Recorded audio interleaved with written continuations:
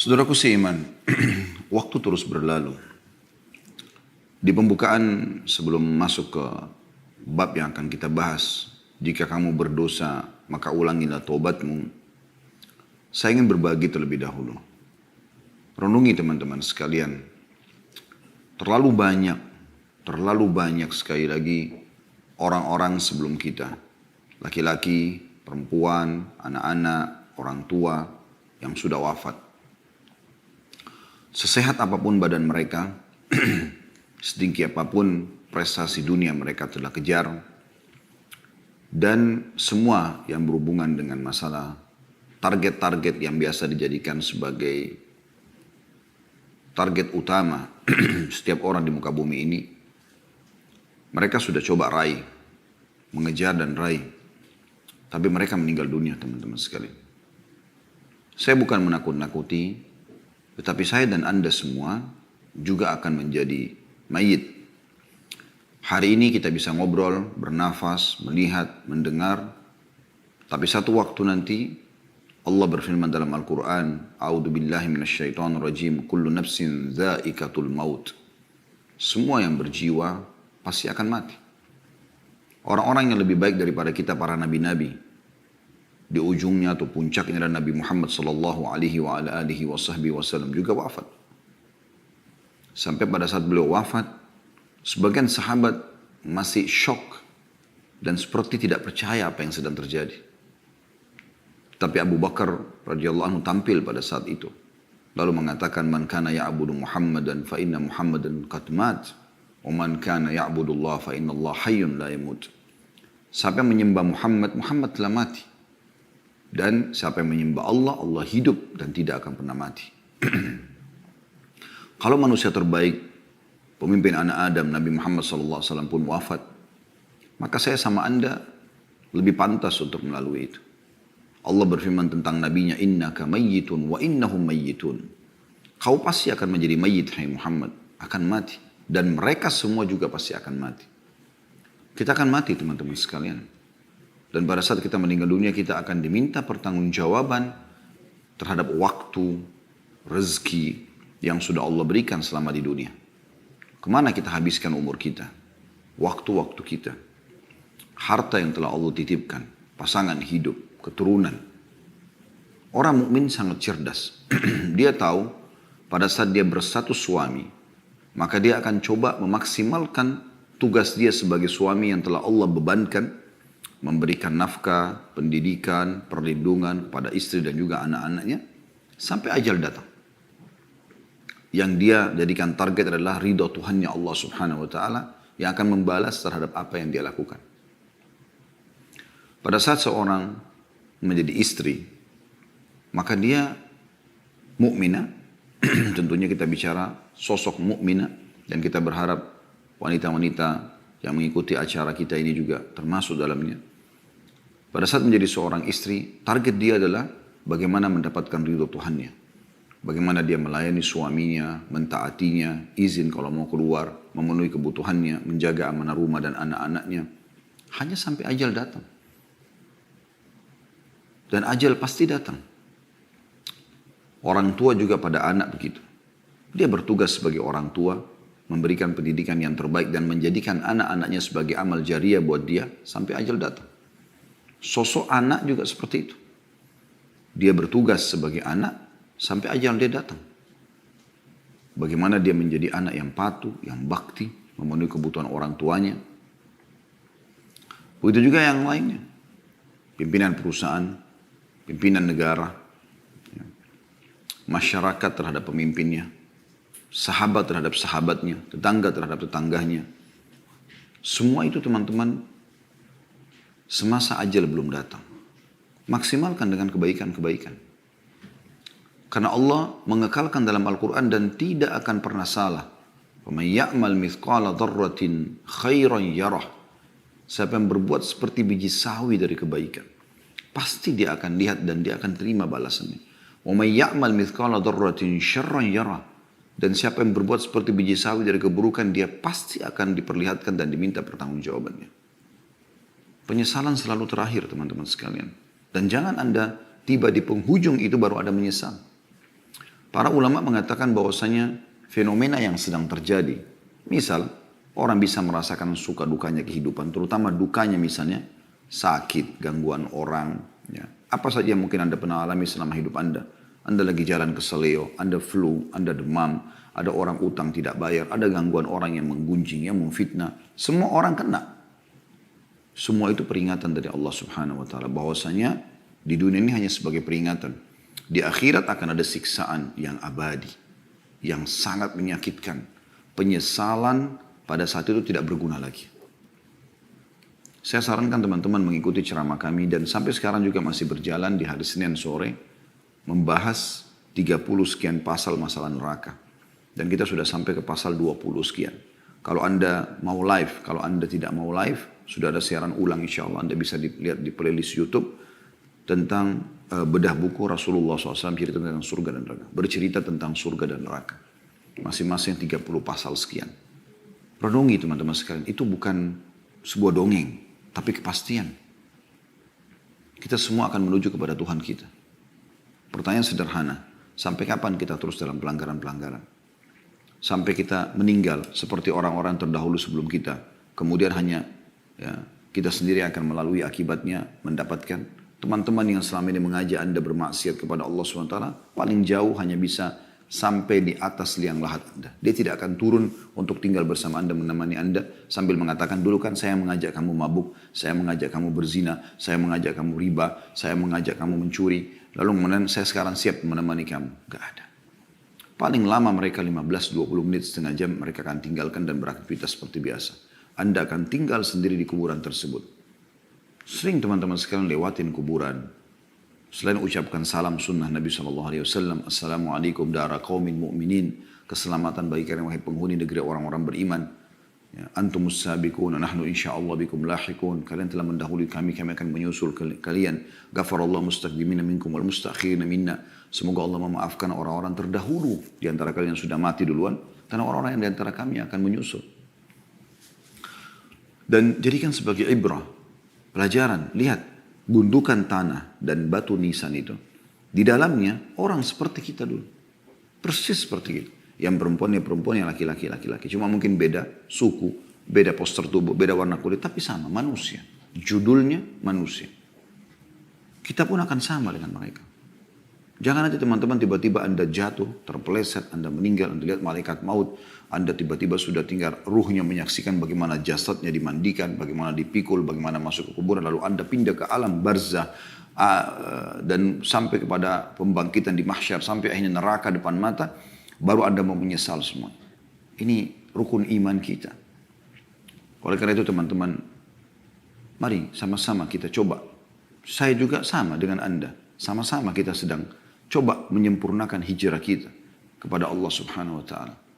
Buku yang sedang kita bahas ini membahas tentang masalah kiat-kiat hijrah dari keadaan yang terpuruk, jauh dari agama, tidak faham, tidak mengingat akhirat, tidak tunduk kepada Allah Subhanahu wa taala, kepada ketaatan. Begitu dikatakan dalam judulnya, kiat-kiat hijrah dari kemaksiatan dan istiqamah dalam ketaatan.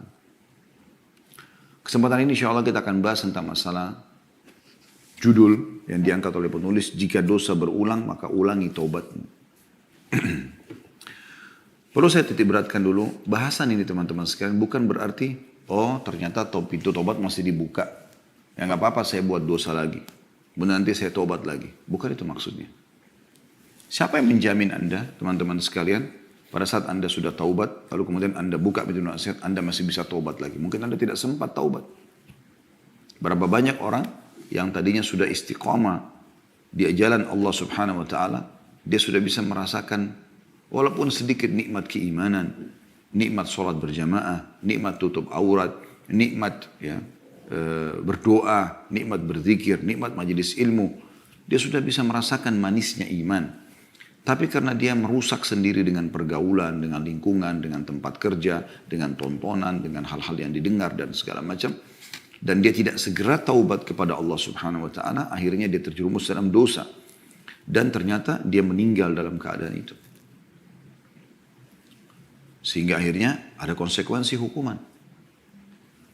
Kita butuh teman-teman sekalian, pada saat kita sudah taubat kepada Allah Subhanahu wa taala, taubat yang tulus, yang sudah kita bahas pada bulan yang lalu, dan kita istiqomah di atas kebaikan itu. Oleh karena itu saya pernah sampaikan kiat-kiat istiqomah dari kami, jangan pernah tinggalkan majelis ilmu. Selalu dengarkan, buat simbol hidup kita tidak ada hari tanpa ilmu. Kemudian amalkan ilmu itu. Sudah berapa kali Anda dengarkan tentang sholat malam, tentang sedekah, tentang zikir, tentang doa, tentang segala macam amal soleh. Sudahkah Anda terapkan dalam kehidupan Anda? Terapkan. Dan sudah sering saya bahasakan, paksakan. Paksakan sholat malam, paksakan sholat duha, paksakan sholat ke masjid, paksakan baca Quran, paksakan berzikir, paksakan berdoa, paksakan bakti sama orang tua, paksakan bersedekah, paksakan haji dan umroh, paksakan semuanya. Walladzina jahadu fina lanahdiyannahum subulana, kata Allah SWT. Orang-orang yang memaksakan diri, berusaha ya, menuju ke jalan kami, kami akan berikan dia panduan ke jalan-jalan kami. Paksakan saudaraku sini. Di tangan Anda semua keputusan itu. Kemudian bentuk komunitas yang baik. Mulai sekarang semua teman-teman harus yang soleh bagi laki-laki dan solehah bagi perempuan. Hapus semua dan keluar dari grup di WA yang tidak ada manfaatnya.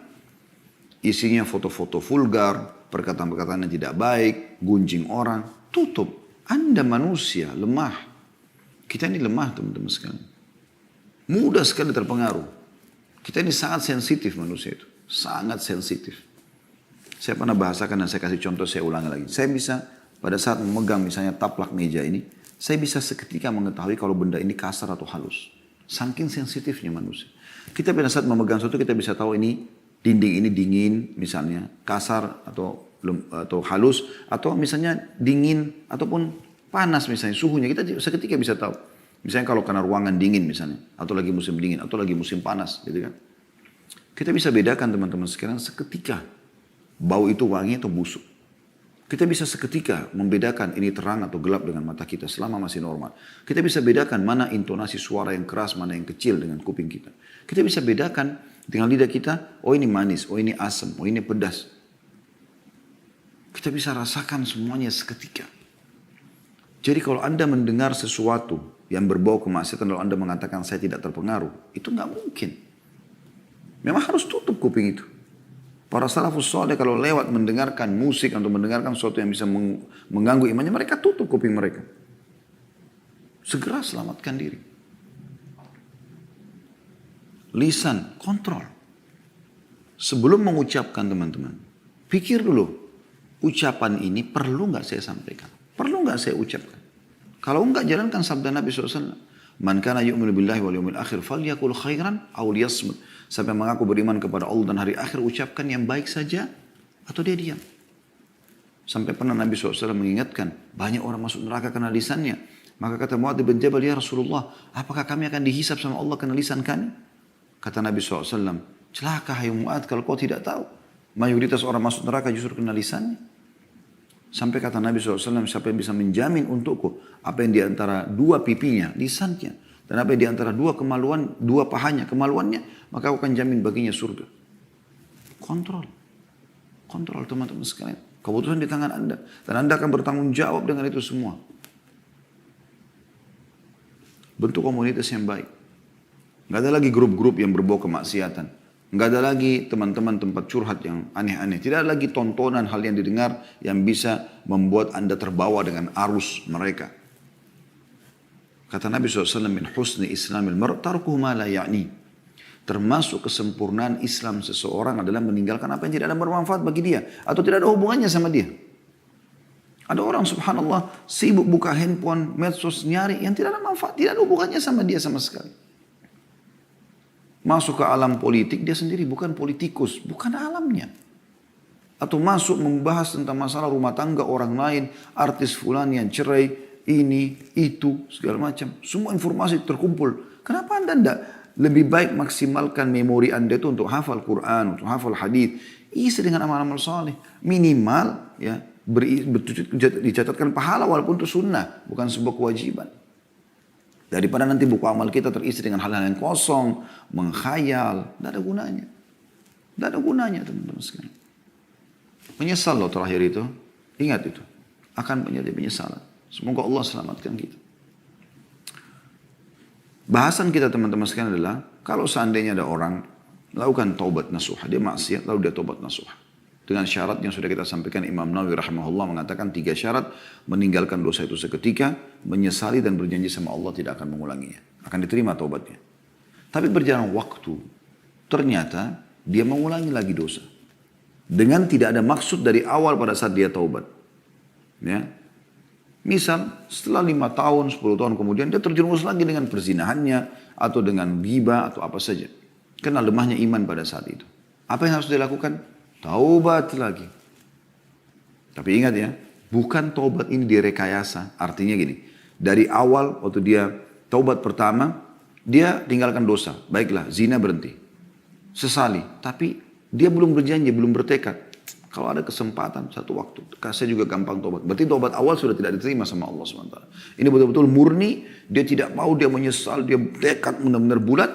Satu waktu memang lemah imannya, lalu kemudian dia terjumus lagi. Apa yang harus dilakukan? Taubat lagi.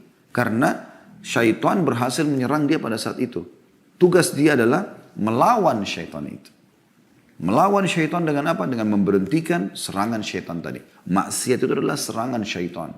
Ibarat Anda kalau sedang ada godaan untuk berbuat dosa, misal mendengar yang haram, melihat yang haram, tangan menjamah yang haram, kemaluan melakukan yang haram, kaki melangkah yang haram. Ini sebenarnya Anda sedang diserang sama syaitan. Saya ulangi lagi. Anda sedang diserang sama syaitan. Yang ketiga kali saya ulangi. Anda sedang diserang oleh musuh Anda, syaitan. Pertanyaan saya teman-teman sekalian. Kalau Anda sedang diserang, apa yang Anda lakukan? Renungi, perkataan ini renungi. Kalau Anda sedang diserang oleh musuh, apa yang Anda lakukan? Diam saja kah? Atau menangkis dan melawan?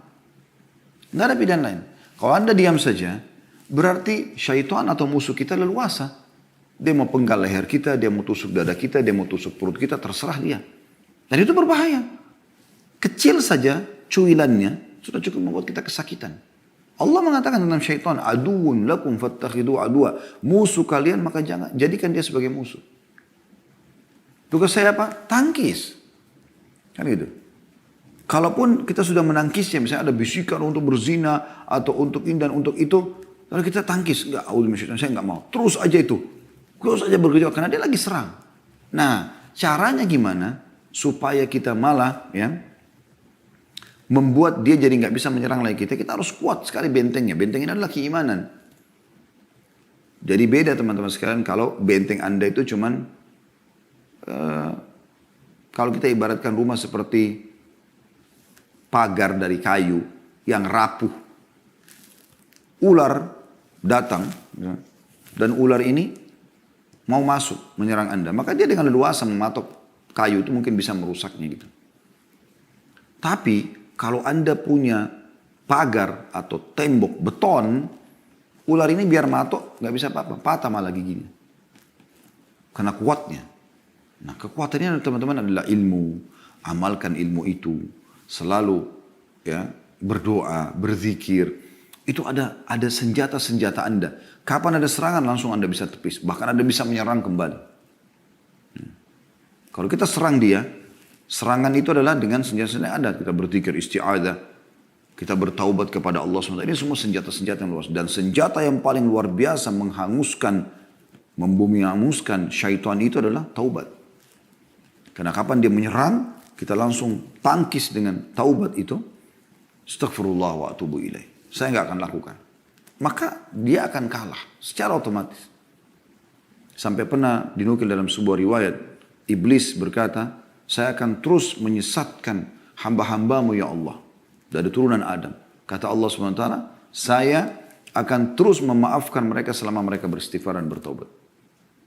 Iblis juga berkata, dinukil dari Ibnul Qayyim rahimahullah, beliau mengatakan, Iblis berkata, aku membinasakan anak Adam dengan dosa dan pelanggaran, dan dia membinasakanku dengan istighfar dan la ilaha illallah. Jadi kita sebenarnya bisa kita menyiksa syaitan, melawan dia, mengalahkan dia dengan amal-amal saleh.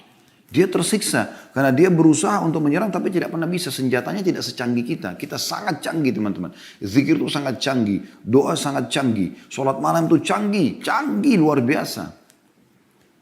Iblis ibaratnya cuma pakai pisau dapur. Anda ini pakai nuklir. Apa yang bisa dilakukan? Buat aja itu. Ya. Tidak apa-apa zina. Tidak usah zikir. Tidur aja masih malam. Masih panjang malam. Anda kan bisa tolak. Tidak, saya nggak mau. Anda bangun. Terus setan buat apa? Menjelma depan Anda, mencekik Anda, memaksa? Nggak bisa. Dia lemah. Kata Allah SWT, inna kaida syaitani kana dha'ifa. Dia sangat lemah. Anda punya banyak perangkat-perangkat mutakhir yang Allah SWT sudah siapkan. Ayo teman-teman, lawan dia sampai hanya batas ajal datang. Saya akan bacakan apa dikatakan oleh penulis di sini. Di halaman 53. Judulnya, jika dosa berulang, maka ulangilah taubatmu. Ulangi bertaubat. Ada kalanya seorang pemuda jatuh dalam dosa, lalu dia menyesal, bertaubat, dan menjauhi dosa tersebut. Kemudian dia melakukan dosa kembali, lalu dia bertaubat, dan demikian seterusnya. Kemudian saat itu dia bertanya-tanya, apakah saya boleh bertaubat setelah itu? Syaitan memang sengaja bersandar pada kelemahan tersebut untuk meyakinkannya supaya tidak bertaubat dan bahwa dia bukan orang yang bersungguh-sungguh. Jadi kalau orang sudah buat dosa lalu bertobat. Jarang waktu lama, lalu dia buat dosa lagi. Nah di sini syaitan berusaha dia tidak taubat. Kenapa? Karena kalau dia taubat, berarti kan dimaafkan lagi sama Allah SWT. Dia kayak menyerang syaitan itu. Syaitan tidak mau. Kalau dia sudah berhasil lukai tubuh kita, dia nggak mau teman-teman sekalian, ya sudah selesai. Enggak, dia akan coba berusaha mematikan kita. Ya, berusaha terjerumus dalam dosa-dosa. Dari zina yang kedua, zina yang ketiga, zina yang keempat. Seakan-akan kita tidak usah bertobat. Atau tidak diterima taubatnya karena terlanjur mengulangi dosa. Ini semua waswas syaitan. Justru pada saat itu yang paling Anda butuhkan adalah taubat. Ulang lagi, taubat lagi. Kata beliau, tetapi jika dia berpikir dalam hati dengan sungguh-sungguh, dia akan mengatakan dosa yang pertama telah berlalu dan aku telah bertaubat darinya. Sedangkan ini adalah dosa yang lain dan aku harus bertaubat darinya. Lebih baik aku meninggal dalam keadaan bertaubat daripada aku mati dalam keadaan tetap melakukan dosa. Dalam sunnah nabawiyah, maksudnya dalam hadis Nabi SAW, ada riwayat yang menegaskan makna di atas.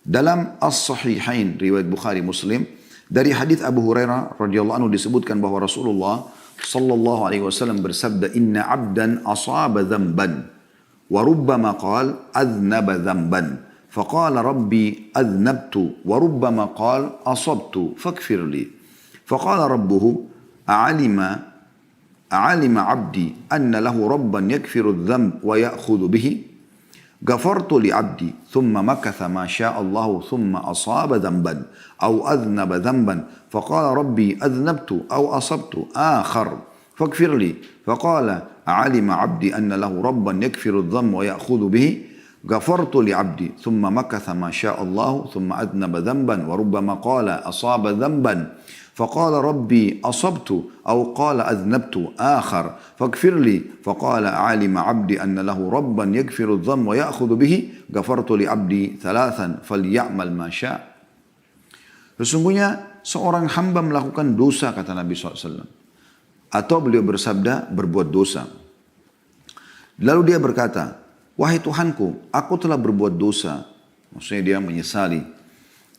Atau kata Nabi SAW, dia mengatakan, aku melakukan dosa, maka ampunilah aku. Tuhannya berfirman, apakah hambaku ini tahu bahwa dia mempunyai Tuhan yang mengampuni dosa dan menghukum karenanya, karena perbuatan dosa tersebut? Maka Allah mengatakan, aku telah mengampuni hambaku ini. Karena dia tahu dia punya Tuhan yang akan memaafkannya. Kemudian dia tinggal selama yang Allah kehendaki. Maksudnya berjalan umurnya beberapa tahun, beberapa waktu. Kemudian dia melakukan dosa lagi atau berbuat dosa lagi. Maka dia berkata lagi, wahai Tuhanku, aku telah berbuat dosa atau melakukan dosa lagi, maka ampunilah. Tuhannya berfirman, apakah hambaku mengetahui bahwa dia mengetahui Tuhan yang mengampuni dosa dan menghukum karenanya? Tanda tanya. Maka Allah mengatakan, aku telah mengampuni dosaku. Atau telah mengampuni hambaku ini. Kemudian dia pun tinggal selama yang Allah kehendaki. Berjalan lagi sekian tahun umurnya. Kemudian dia berbuat dosa lagi. Atau beliau SAW mengatakan melakukan dosa kembali. Maka ia berkata, wahai Tuhanku, aku telah melakukan dosa. Dan beliau bersabda, berbuat dosa. Atau berbuat dosa. Maka ampunilah aku. Tuhannya pun berfirman, apakah hambaku mengetahui bahwa dia mempunyai Tuhan yang mengampuni dosa dan menghukum karenanya? Aku telah mengampuni dosaku. Aku telah mengampuni hambaku 3 kali. Maka lakukanlah apa yang dia kehendaki. Hadis ini riwayat Bukhari nomor 7507, Muslim 2758. Contoh yang dimaksud di sini adalah bahwasanya dia setelah itu boleh beramal saleh, tidak ada masalah, yang penting dia sudah taubat. Ya. Bukan di sini maknanya, maka dia boleh melakukan apa yang dia kehendaki, maksudnya berbuat dosa sesukanya. Bukan. Berarti sekarang silakan lagi beramal saleh, karena tobat-tobat yang dia ajukan sudah dimaafkan oleh Allah Subhanahu Wa Taala. Dalam riwayat lain dari Uqbah bin Amir radhiyallahu anhu bahwa seorang pria datang kepada Nabi SAW seraya mengatakan, Ya Rasulullah, ahaduna yudhnib, faqala yuktabu alaihi, qala thumma yastaghfiru minhu wa yatub, qala yukfaru lahu wa yutabu alaihi, qala fayaudu fayudhnib, qala yuktabu alaihi, qala thumma yastaghfiru minhu wa yatub, qala yukfaru lahu wa yutabu alaihi, qala fayaudu fayudhnib, qala yuktabu alaihi wa la yamallu Allahu hatta tamallu. Wahai Rasulullah, salah seorang dari kami melakukan dosa. Beliau bersabda, dicatat dosanya. Karena pelanggaran dia. Orang itu mengatakan lagi, kemudian dia beristighfar dan bertobat darinya. Maka kata Nabi SAW, dia diampuni dan diterima taubatnya. Orang itu berkata lagi, lalu dia kembali melakukan dosa setelah beberapa waktu. Maka kata Nabi SAW, dicatat dosa. Lalu dia mengatakan, kemudian dia beristighfar dan bertobat. Ini yang kedua kali. Maka kata Nabi SAW, dia diampuni dan diterima taubatnya. Orang itu mengatakan, lalu dia kembali lagi dan melakukan dosa. Kata Nabi SAW, dicatat dosa. Dan ingatlah, Allah tidak bosan sampai kalian bosan. Hadis ini diriwayatkan oleh Al-Hakim di jilid 4, halaman 285. Jadi ini teman-teman sekalian, hadis ini menjelaskan bagaimana seorang hamba selama dia mau kembali kepada Tuhannya, maka Allah akan terima dia. Dan cara yang terbaik pada saat seorang terjerumus dalam dosa, bertobat. Tidak ada solusi lain. Astaghfirullah, artinya aku memohon maaf ya Allah. Wa atubu ilaik, dan aku taubat kepadamu, artinya aku kembali ke jalanmu dan aku berikrar tidak akan mengulanginya. Tidak ada solusi lain. Dan dengan itu Allah akan maafkan kesalahannya dan secara otomatis semua fasilitas akan kembali dia bisa nikmati.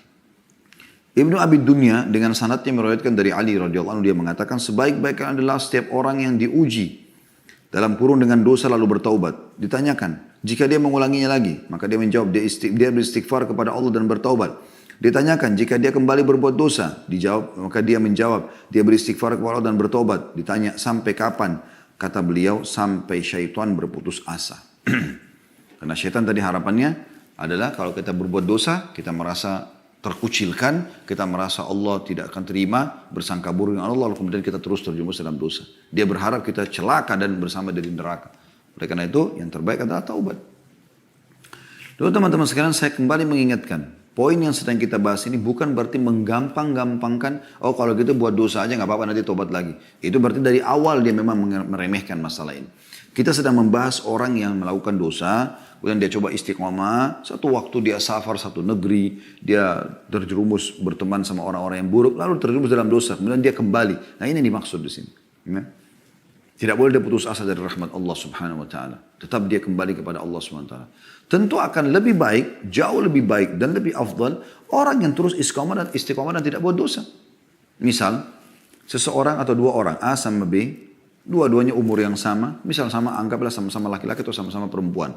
Berjalan mereka, dua orang bersahabat ini. Tadi yang sama-sama bermaksiat, sama-sama pemabuk, sama-sama narkotika, sama-sama pezina, sama-sama pemain ini dan itu, apalah, judi dan seterusnya. Lalu mereka taubat nasuha. Hijrahlah mereka ini. Sebagaimana sekarang tidak asing, Masya Allah, di beberapa komunitas ikhwah dan akhwat kita, yang dulunya masa lalunya kelam, mereka sekarang sudah hijrah. Baik. Berjalan waktu. Setelah berjalan waktu, si A terjerumus lagi dalam kedosa setelah 2-3 tahun. Terjerumus lagi dalam dosa-dosa yang dia lakukan, walaupun tidak semua diulangi sama dia. Tapi si B tetap istiqomah. Ya. Misal tahun ketiga, tahun keempat, si A taubat nasuha, lagi kembali, lalu kembali istiqomah bersama si B. Kira-kira mana yang lebih baik di sini? Yang lebih baik tetap si B. Ya kan? Karena di waktu yang si A berbuat dosa, walaupun dia taubat Allah maafkan, di detik-detik yang dia pakai dosa, si B sedang melakukan ketaatan. Iya kan? Misal si B lagi sholat malam, si A lagi di karaoke. Walaupun nanti si A ini taubat nasuha, tapi tetap detik-detik itu kosong dari amal soleh. Si B telah mengisi dengan amal soleh. Kan begitu. Jadi kalau kita tanya mana yang lebih baik, ya tentu yang sudah taubat sekali lalu dia istiqomah. Dan itu dicontohkan oleh para sahabat ridwanullahi alaihim. Mereka sekali masuk Islam, sekali taubat, mereka terus sampai meninggal dunia. Bahkan mereka berkorban ya, jiwa hartanya sampai supaya mati dalam keadaan Islam. Kalau ada yang terjun dalam dosa, dia akan diterima taubatnya. Selama memang dia masih taubat nasuha. Tetapi, walaupun nanti dimaafkan dosanya, tapi ada detik-detik di waktu dia buat dosa yang dia tidak terisi amal saleh. Mungkin orang yang seumur dengan dia nanti akan mengalahkan dia di sini karena diisi dengan amal saleh. Mudah-mudahan ini bisa ditangkap pesannya. Kemudian pernah ditanya juga kepada Al-Hasan Basri rahimahullah, kenapa salah seorang dari kita tidak malu kepada Tuhannya? Dia memohon ampun atau ampunan atas dosanya, kemudian mengulangi lagi. Beristighfar, kemudian mengulanginya lagi. Maka dia menjawab, syaitan ingin menanamkan demikian kepada kalian. Karena itu jangan kalian bosan beristighfar. Syaitan ingin tanamkan, kan tadi, misalnya dia buat dosa lalu dia tobat nih. Mulai dia istiqomah, ini syaitan luar biasa, ngatur strategi yang luar biasa. Supaya anda terjerumus lagi dalam dosa. Kalau anda tidak bisa ya sudah, dia kalah. Gitu kan. Hanya sampai ajal nanti datang saya bilang. Baik, anggaplah di tahun ketiga, tahun kelima, tahun ke-10 anda kembali terlibat dalam dosa. Berarti syaitan berhasil tuh. Ada satu strategi dia yang berhasil dia tembuskan kepada anda. Tadi saya sudah bilang, caranya adalah harus lawan. Melawan, tidak boleh dibiarkan. Senjata yang paling bagus, taubat. Maka akan tertutup lagi pintu dia sekian tahun ke depan. Bahkan mungkin sampai kita meninggal. Jangan dibiarkan dia leluasa melakukan perbuatan-perbuatan yang merusak kita. Umar bin Abdul Aziz rahimahullah, salah satu khalifah yang masyhur dari Umayyah, pernah berkata dalam khutbahnya, wahai manusia, barang siapa yang melakukan satu dosa, maka hendaklah ia beristighfar dan bertobat kepada Allah. Jika dia kembali melakukan dosa, maka hendaklah dia beristighfar dan bertobat kepada Allah. Jika dia kembali melakukan dosa lagi, hendaklah dia beristighfar dan bertobat kepada Allah. Sebab itu tidak lain adalah kesalahan-kesalahan yang dikalungkan di leher manusia. Sesungguhnya puncak kebinasaan itu terletak pada sikap meneruskan kesalahan-kesalahan tersebut. Artinya, lebih baik dia tidak lakukan, tapi kalau dia sampai lakukan, dia segera taubat. Jangan dia biarkan dirinya terjerumus. Ya sudahlah, kayaknya saya sudah terlanjur melakukannya. Sudah diulangi lagi. Jadi akhirnya makin menghancurkan dia. Sama ibaratnya orang minum racun, minum sedikit, kayaknya nanggung deh, minum aja semuanya. Ya bisa membinasakan, tadi sedikitnya sudah bisa merusak tubuhnya, organ tubuhnya. Sekarang dia minum lebih banyak, maka akan lebih banyak. Seperti itu dosa. Banyak orang tidak paham ini. Dia pergi berzina, nyesal nih. Allah juga menyesal. Tapi akhirnya dia 2-3 hari gak berhubungan sama pacarnya atau lawan jenisnya. Tapi setelah itu kontek-kontekan lagi seminggu, lalu kemudian ketemu lagi, berzina lagi. Begitu terus. Akhirnya terjerumus dalam kemaksiatan kepada Allah SWT. Bahaya sekali ini. Ya. Harusnya dalam masa penyesalan itu, betul-betul dia tutup dirinya. Dia tidak mau lagi berhubungan dan segala macam. Kecuali yang halal dengan cara pernikahan itu lain. Kalau enggak ditutup sama dia. Nah kalau tidak berarti dia akan dalam kebinasaan. Itu yang beliau katakan, kebinasaan justru kalau terus-menerus dalam kemaksiatan tersebut. Justru tidak taubat. Jadi tadinya cuma luka satu titik saja yang ditusuk oleh syaitan. Sekarang sudah pindah ke sini, pindah ke leher, pindah ke kepala. Diluka-lukain. Sehingga kita makin lama sembuhnya. Ya. Kata beliau bahkan makna tersebut masuk dalam kategori firman Allah subhanahu wa ta'ala. Yang disebutkan dalam surah Al-Imran ayat 135 yang bunyinya a'udzubillahi minasyaitonirrajim walladzina idza fa'alu fahishatan aw zalamu anfusahum dzakarullaha fastaghfaru lidzunubihim wa may yaghfiru dzunuba innallaha wa lam yusirru ala ma fa'alu wa hum ya'lamun. Dan orang-orang yang apabila mengerjakan perbuatan keji atau dosa atau menzalimi diri mereka, Allah menggambarkan orang yang berbuat dosa menzalimi diri mereka. Allah menggambarkan orang yang berbuat dosa menzalimi diri mereka. Karena mereka kenapa? Mereka menjerumuskan dirinya pada kemaksiatan kepada Allah SWT. Maka ada hukumannya. Dan fasilitas akan dikurangi. Bahkan bisa dihilangkan dari dia. Mereka segera, orang-orang ini, orang yang terjerumus dalam kemaksiatan, mereka segera berzikir atau mengingat dan menyebut Allah, lalu memohon ampun atas dosa-dosa mereka. Dan siapakah yang dapat mengampuni dosa selain Allah? Dan mereka tidak meneruskan perbuatan dosa itu, sedangkan mereka mengetahuinya. Jadi kalau sudah tobat, jangan ulangi. Tapi kalau terjadi lagi, seperti serangan syaitan lagi lolos, ingat, lawan, ya, taubat, tutup lagi pintu itu. Dan lebih baik orang yang tidak membukanya sama sekali. Tapi kalau orang sudah terbuka, jangan putus asa dari rahmat Allah subhanahu wa ta'ala.